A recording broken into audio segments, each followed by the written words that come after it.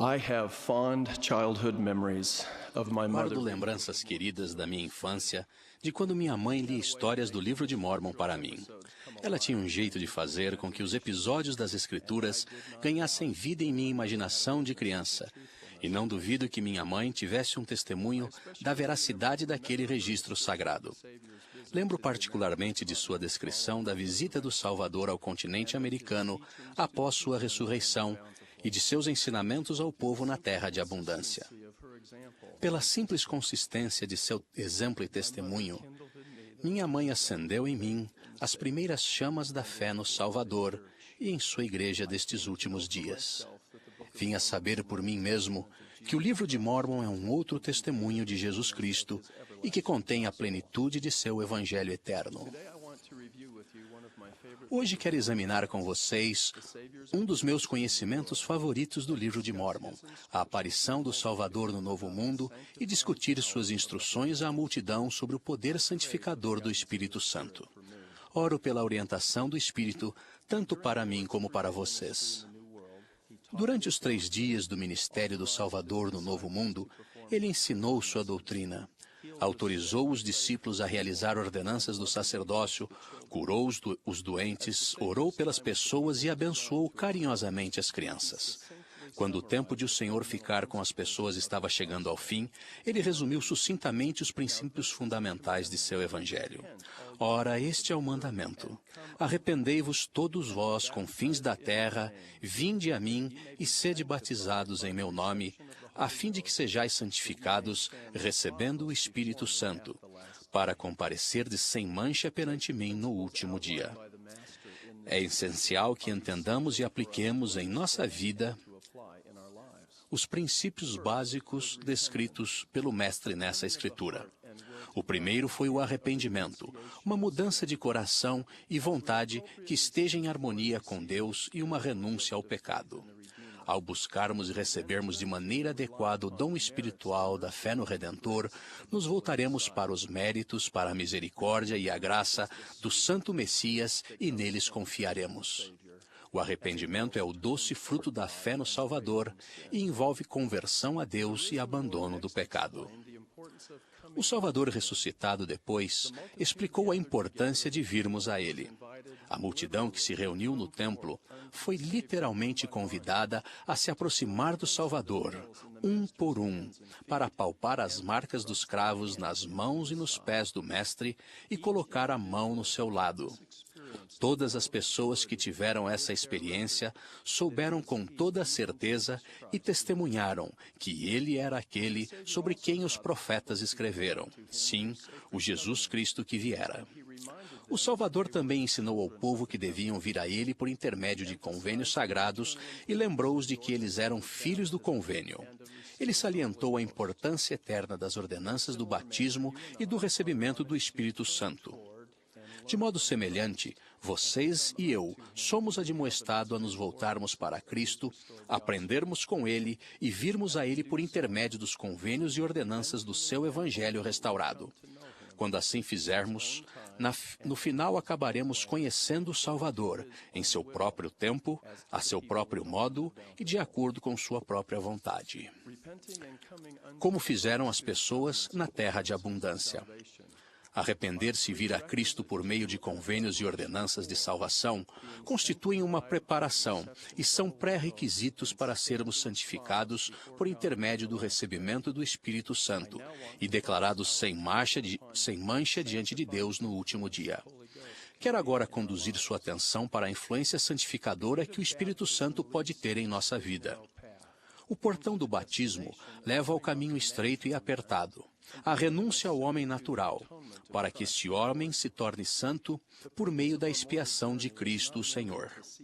O propósito de nossa jornada mortal não é meramente apreciar a paisagem na terra ou gastar nossa porção de tempo em objetivos egoístas, mas também o de andarmos em novidade de vida, tornar-nos santificados devido à entrega de nosso coração a Deus, em termos a mente de Cristo. Recebemos mandamentos e instruções de vivermos de tal maneira que nossa natureza decaída seja mudada por meio do poder santificador do Espírito Santo. O presidente Marion D. Romney ensinou que o batismo de fogo pelo Espírito Santo converte nosso estado carnal para espiritual. Ele limpa, cura e purifica a alma. A fé no Senhor Jesus Cristo, o arrependimento e o batismo na água são todos preliminares e pré-requisitos para o batismo de fogo. Mas a consumação dele é o recebimento do Espírito Santo. Receber o batismo de fogo significa ter as vestimentas lavadas no sangue expiatório de Jesus Cristo. Portanto, quando nascemos de novo e nos empenhamos para ter sempre o seu Espírito conosco, o Espírito Santo santifica e refina nossa alma como que por fogo. No final, seremos declarados sem mancha diante de Deus. O Evangelho de Jesus Cristo abrange muito mais do que evitar o pecado, sobrepujá-lo e ser limpo de nossas faltas e das más influências em nossa vida. Também inclui, essencialmente, fazer o bem, ser bom e tornar-se melhor. Arrepender-nos de nossos pecados e buscar o perdão são atitudes espiritualmente necessárias e devemos sempre fazer essas coisas. Mas a remissão dos pecados não é a única meta nem o objetivo final do Evangelho. Termos o coração transformado pelo Espírito Santo, de tal modo que não tenhamos mais disposição para praticar o mal, mas sim de fazer o bem continuamente, como foi o caso do povo do rei Benjamim. É uma responsabilidade que aceitamos por convênio. Essa poderosa mudança não é simplesmente o resultado de trabalho árduo e do desenvolvimento de mais disciplina individual. Mais exatamente, é a consequência de uma mudança fundamental em nossos desejos, nossos motivos, nossa natureza, graças à expiação de Cristo Senhor. Nosso propósito espiritual é sobrepujarmos tanto o pecado quanto o desejo de pecar, tanto a sua mancha como a sua tirania. Os profetas de todas as épocas salientaram o requisito duplo de evitar e sobrepujar o mal e fazer o bem e tornar-se melhor. Reflitam na pergunta perspicaz do salmista: quem subirá ao monte do Senhor, ou quem estará no seu lugar santo? Aquele que é limpo de mãos e puro de coração, que não entrega a sua alma à vaidade, nem jurem enganosamente. Irmãos e irmãs, é possível que tenhamos mãos limpas e não sejamos puros de coração. Notem, por favor, que ter mãos limpas e ser puro de coração são requisitos para subir ao monte do Senhor e estar em seu lugar santo.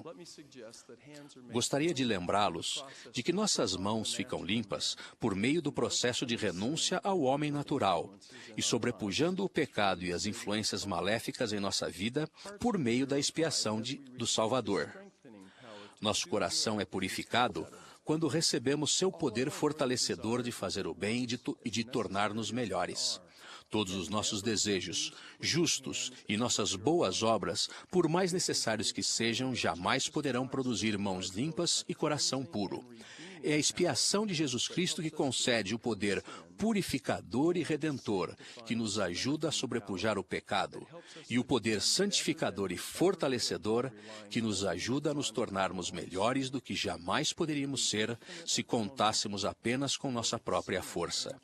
A expiação infinita é tanto para o pecador como para o santo que existe em cada um de nós. No livro de Mórmon, encontramos os ensinamentos magistrais do rei Benjamim a respeito da missão e expiação de Jesus Cristo. A doutrina simples que ele ensinou fez com que a congregação caísse por terra, porque o temor do Senhor havia se apoderado deles, e haviam visto a si mesmos em seu estado carnal, menos ainda que o pó da terra. E todos clamaram a uma só voz, dizendo: ó, tende misericórdia e aplicai o sangue expiatório de Cristo, para que recebamos o perdão de nossos pecados e nosso coração seja purificado. Porque cremos em Jesus Cristo, o Filho de Deus, que criou o céu e a terra e todas as coisas, que descerá entre os filhos dos homens. Encontramos novamente nesse versículo A bênção dupla de perdão dos pecados, ou seja, de mãos limpas, como de transformação da nossa natureza ou corações puros. Quando o rei Benjamim concluiu suas instruções, ele reiterou a importância destes dois aspectos básicos de desenvolvimento espiritual. E agora, por causa das coisas que vos disse, isto é, para conservardes a remissão de vossos pecados, dia a dia, a fim de que andeis sem culpa diante de Deus, quisera que repartisseis vossos bens com os pobres. Nosso desejo sincero deve ser o de ter mãos limpas e coração puro. Tanto receber a remissão de nossos pecados dia a dia, como andar sem culpa diante de Deus. Ter apenas mãos limpas não será suficiente quando estivermos diante de Deus, que é puro e que, como um cordeiro imaculado e incontaminado, derramou livremente seu precioso sangue por nós.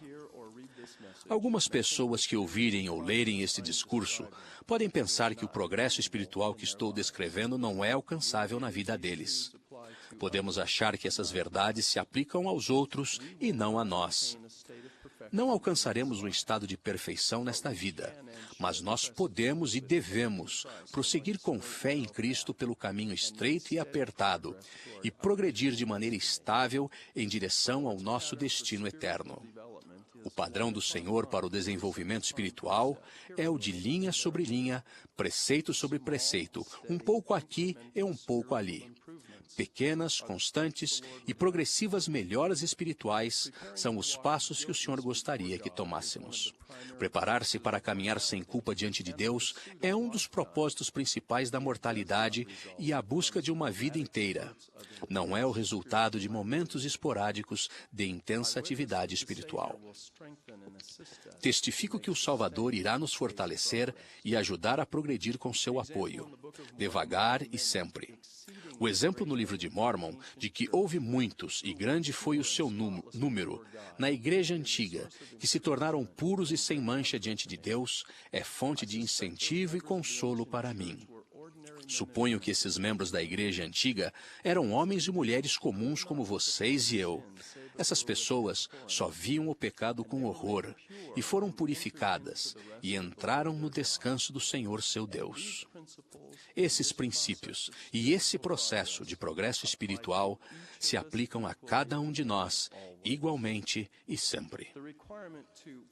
O requisito de renunciar ao homem natural e tornar-se santo, de evitar e sobrepujar o mal, de fazer o bem e tornar-se melhor, de ter mãos limpas e coração puro, é um tema que se repete inúmeras vezes no livro de Mórmon.